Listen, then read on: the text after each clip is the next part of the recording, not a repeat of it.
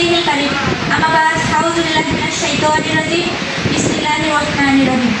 আমার সামনে উপস্থিত ছোট বড় ভাই ও বোনেরা, সম্মানিত শিক্ষকবৃন্দ, সম্মানিত অতিথিবৃন্দ, সবাইকে আমার পক্ষ থেকে আবারও জানাই সালাম। আসসালামু আলাইকুম ওয়া রাহমাতুল্লাহি ওয়া বারাকাতুহু।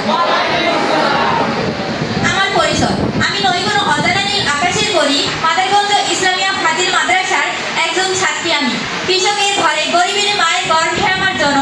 বাবা অতি আদরে নাম রেখেছে মরিয়ম।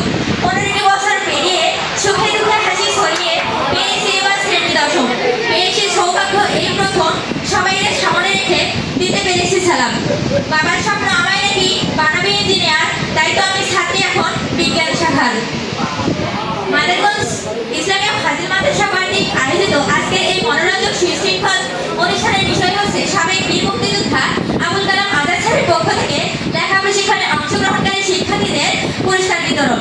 এই লেখা প্রশিক্ষণে অংশগ্রহণকারী শিক্ষার্থী আমিও একজন।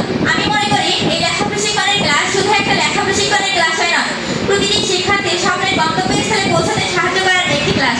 শুকরিয়া আদায় করছি সেই মহান রব্বুল আলামিনের প্রতি, যিনি আমাকে এবং আমাদের সবাইকে এই অনুষ্ঠানে অংশগ্রহণ করার মতো তৌফিক দান করেছেন।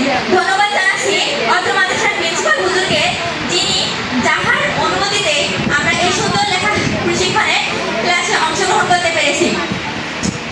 সাবেক বীর মুক্তিযোদ্ধা আবুল কালাম আজাদ স্যার শিক্ষার্থীদের পাশে দাঁড়িয়েছেন। একজন শিক্ষার্থী লেখা এবং পড়া উভয়ের একটি যদি অসম্পূর্ণ থাকে, তবে সেই শিক্ষার্থীকে অসম্পূর্ণ বলা যেতে পারে।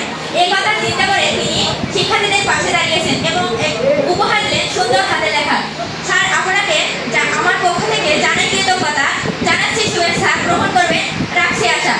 একজন শিক্ষার্থীর মন কতটা সুন্দর তা প্রকাশ পায় তার হাতে লেখার মাধ্যমে। আসলে তারা সবসময় আর্ট করতে ভালোবাসে, তাদের মন অনেক সুন্দর। আবুল কালাম আজাদ স্যার আমাদেরকে শেখালেন কিভাবে সফলতা অর্জনের জন্য জেদি হওয়া যায়। আবুল কালাম আজাদ স্যার প্রশিক্ষক হিসাবে